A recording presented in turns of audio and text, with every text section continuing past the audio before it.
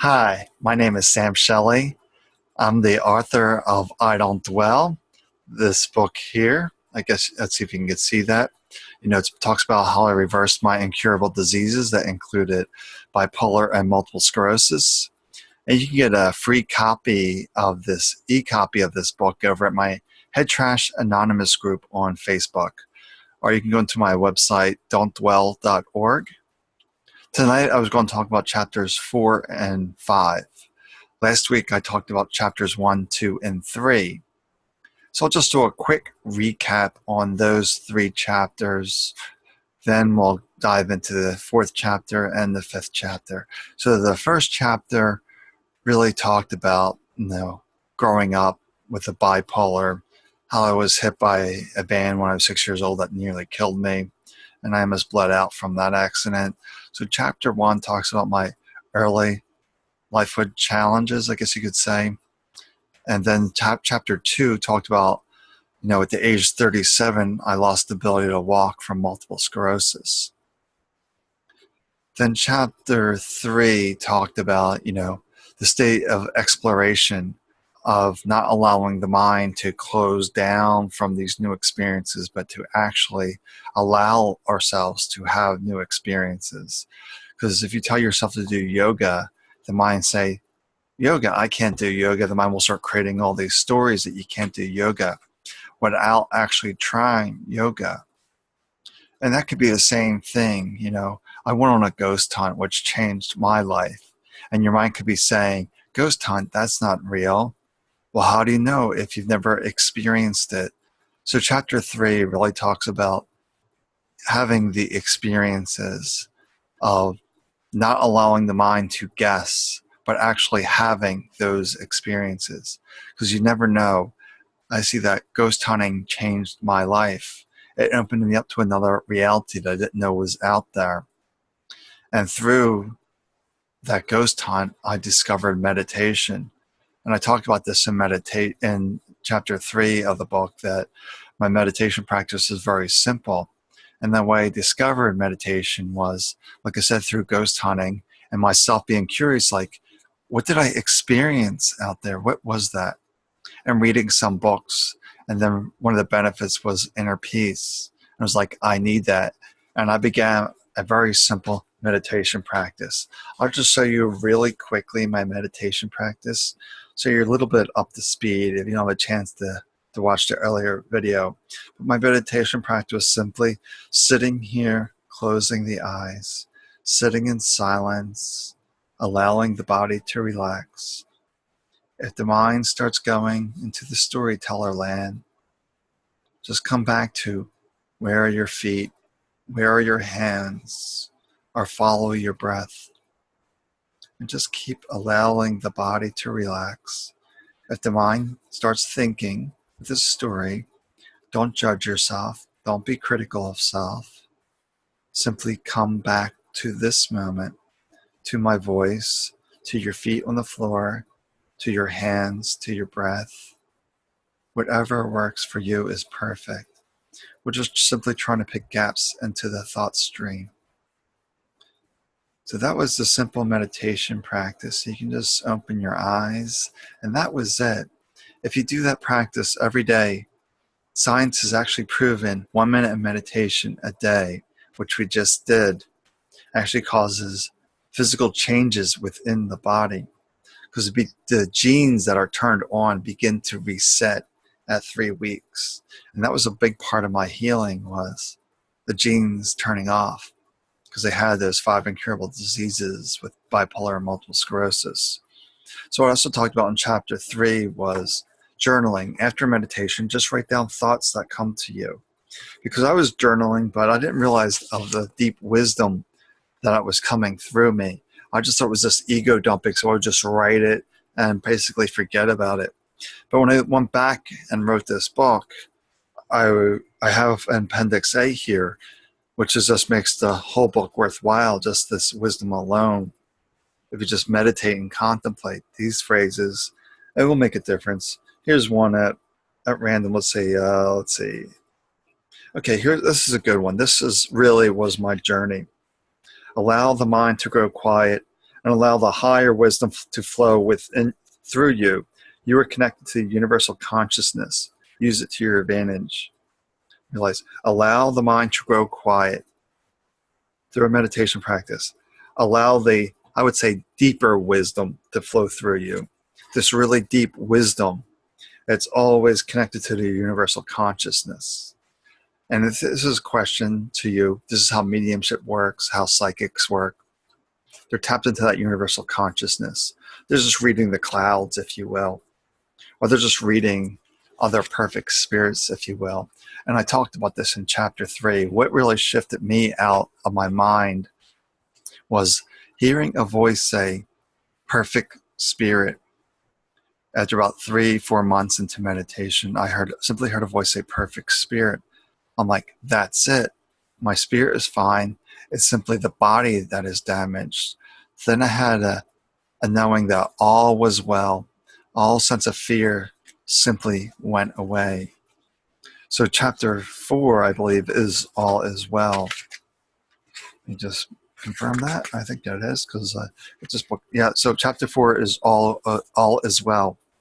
This is what I talk about in this chapter: is that all is well, despite the opinions of our mind. You know, I talked about how I went off all these medications very, very slowly. You know, that after that I heard that voice, you know, the mind had a new sense of emptiness that I've only experienced in meditation. Now I was able to, after hearing that voice and knowing that all is well, now the mind's pretty quiet today. The storyteller comes online once in a while, but I just take a moment, breathe, allow that story to go. So this is what I talk about, you know, in the all is well chapter, is that, you know, when I was going through all the medication declines and things like that, my mind was telling stories. Do you really want to go off this medication? But I just had this sense that all is well. And I talked about how I slowly tapered my medicine, that I didn't just stop everything. I really weaned myself off stuff in a year and a half. But I didn't consult my doctors with this. I wouldn't really recommend this for you unless you're really certain that is what you want to do, because they did not follow my doctor's advice. And I talk about this, you know, when I saw my psychiatrist, he was really concerned that I was coming off my medicines. After all, it took him 5 years to get me stabilized from that suicidal place that I was in twice in my 20s. It took him, you know, 5 years to figure out my medicine. So he was very concerned about me going off that medicine. So I just keep reducing the medicine. And now I've been off medicine for 5 years now with no signs of the disease coming back, because it's just a radical shift, if you will, that my thoughts were really creating a toxic environment within me. And this is one of my discoveries today. We're working with people. People with autoimmune diseases have an element of self-criticism, an element of lack, that they're not good enough in some way. And it might be really deeply buried and repressed. But that's why I work with people today, to uncover those blocks, if you will. I have my group talks, but then I do my one-on-one work where I really dive into the person, that I get into meditation, get quiet, and I just can see their world, if you will. It's just all these gifts have arisen. So this is what I talk about in the all well, just tapering off the medicine, and to talk about how the medicine was weaning off, the mind was getting more and more clear because I wasn't so foggy. That's what I felt with my medications. I was taking 13 medications a day, like 22 pills. The mind was pretty foggy. I guess it was trying to create the fog. I don't know why, but it was just very foggy. No clarity that I have today.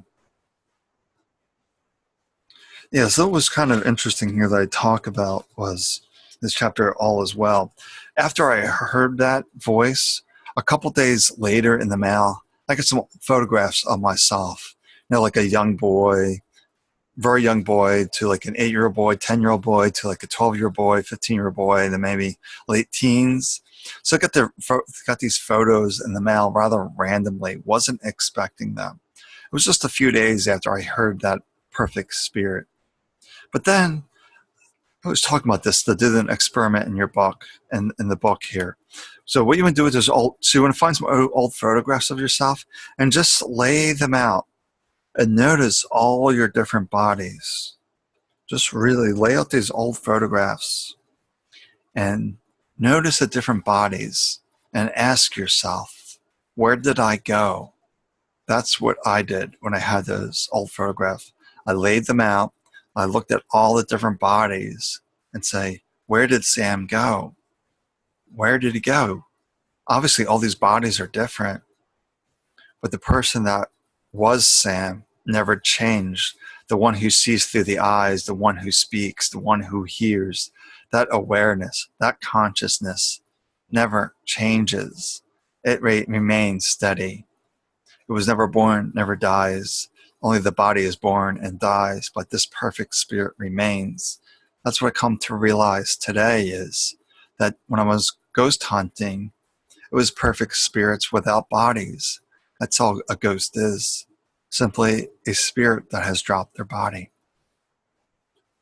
So that's all ghost hunting is. And some of them are just like in real life. Some of them are a little bit mischievous, if you will, or holding on to some of their past life stuff, or places they lived in or spent time in. They just hang around those places because they may not have realized they've crossed over. But some have crossed over and they come back, maybe through guides or some other way to help us in some way. That's a little advanced, but I talk about that a little bit later in. And chapter 5 was about recovery, was about, recovering the body from the multiple sclerosis, because I couldn't walk without a cane with it. I needed a cooling vest in the summer, that I had all these physical issues.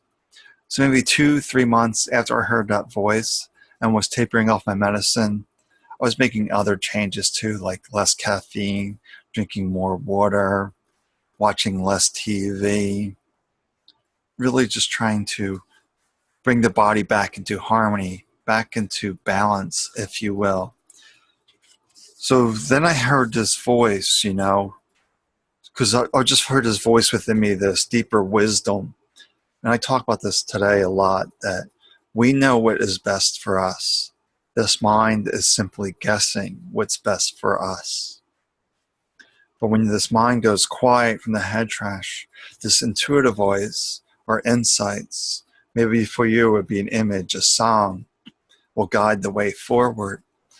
I really don't know how it's going to rise for you, but there will be instructions, if you will, how to move forward, in your healing journey, or whatever your journey is. But this is about my healing journey. But there's also journeys out of the mind, journeys to a better relationship, a better job. All that starts from getting rid of this. Then setting the intention. I want a new job. What shall I do? How do I acquire money? And just sit with that and see what feels right to you. So what I talk about in here is, that I'm reading this one chapter. We have over 50,000 thoughts a day. Estimates go up to 100,000 thoughts a day. And I probably think that 98% of those thoughts are nonsense. They're either stuck in the past or guessing the future. This is what I want to do in my next book, the head trash games, the games that it wants to play, the place of regret. I should have done this, I could have done that, when it looks back to the past. But you can't change the past. That's already there. All you can do is your best in this moment. Another game the mind likes to play is that time isn't right, which leads into procrastination. And that's not helpful either. So we just want to keep going here, So this is where I heard that voice tell me to go do yoga. But of course the mind was going, you can't do yoga. Look at your balance. It's terrible. You're going to fall over a lot. And all these stories. Well, yeah, my balance was really poor in the beginning. And I would have the sensation of falling over once in a while to catch myself on the wall, because I would fall over. But that's okay, because 6 months after doing yoga, I didn't need my cane anymore. The balance came back. And I think that's one of the biggest myths out there is, once you lose your health, it's gone forever. That's simply not true in my case. And I've seen other people recover their health when they were deemed impossible situations. That we can, create miracles within us. If we get this offline and learn to trust this and just immediately take action on that impulse. Otherwise, the mind will come up, put the brakes on, and prevent you from taking something that's very supportive to you. So I talked about my challenges with yoga here in this recovery chapter. Then what I also found out too, after this yoga, because I went to this conference in New York. It was called a Radical Experience Day. You write down your interests were, and like some of my interests were like meditation and things like that.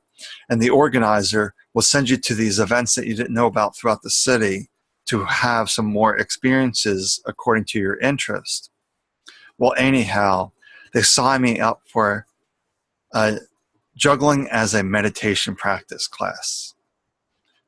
Well, that was real interesting. I think it was real interesting because before MS, before 2004, I could juggle. It's something I learned in college, how to juggle. So I could juggle, 3 clubs, 5 balls. I was okay with it. So now I haven't juggled since 2004 at this point. This is probably 2012, I think that conference was, 2012. Probably around 2012, 2013. I'm not really sure, but we're thinking 2012. I went to this conference, then they sent me to this event, juggling as a meditation event, juggling as a meditation practice. I'm like, okay, this is going to be interesting. I haven't juggled in 8-10 years. Let's see what happens here. So with juggling, they start you out with scarves because they move really slow. You can see that because it's really slow. So you can juggle scars fairly easy. But after like a few minutes of that, I was bored with scars because it was too slow. I could juggle scarves. I really wanted the juggling balls. I wanted to see what happened. So I took one ball, throw it back and forth like you would learn to juggle. Then I got the second ball back and forth in each hand. And it was going okay. Then I decided to add the third ball into the mix.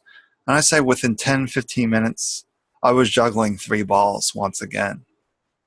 So now being the adventurous, I just recently got myself some juggling clubs. Haven't mastered those yet, but that's getting closer.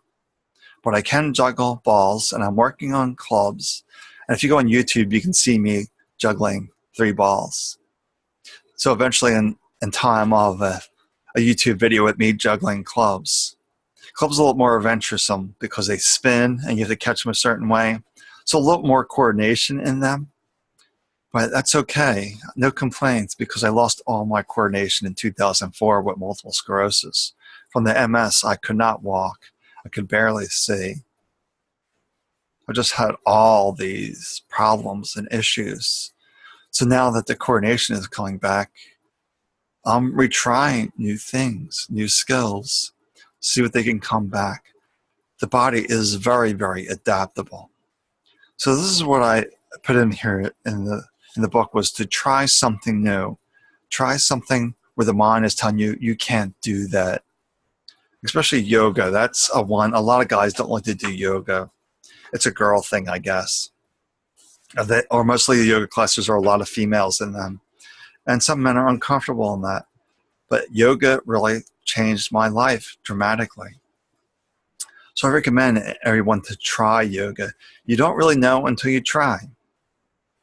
If I'm talking about orange juice all day long and you never tasted orange juice, you have some mental stories about orange juice, but you won't have the actual experience. So go out there, have those actual experiences. Try yoga, try juggling, try ghost hunting, try UFO hunting.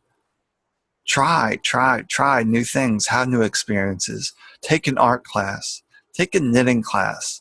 Just do something that challenge that mind, that you want to ingrain new pathways, new ways to think in the brain. And the mind is always kind of playing games with us, making us small and insignificant, if you will. But you were born for this great purpose. So go out there and live an amazing life. And I'll be back next week next week I'm just talking about chapter 6 next week, just the energy body. I'm just going to spend time just focusing on the energy body and the things that happen for me to rewire the body so the energy can flow better, because multiple sclerosis destroyed my nervous system. So a replacement for my nervous system had to come online, if you will. So I'll talk about that next week, and you can find me over at Head Trash Anonymous in the Facebook group, or you can find me on my website at don'tdwell.org, and you can grab a free copy of my book, and hopefully I'll see you around. I want to help you get out of this and live life to your fullest potential, because you can do it. Have faith in yourself, and you will do it. Just a few minutes a day will make big changes. All right, take care. Bye-bye.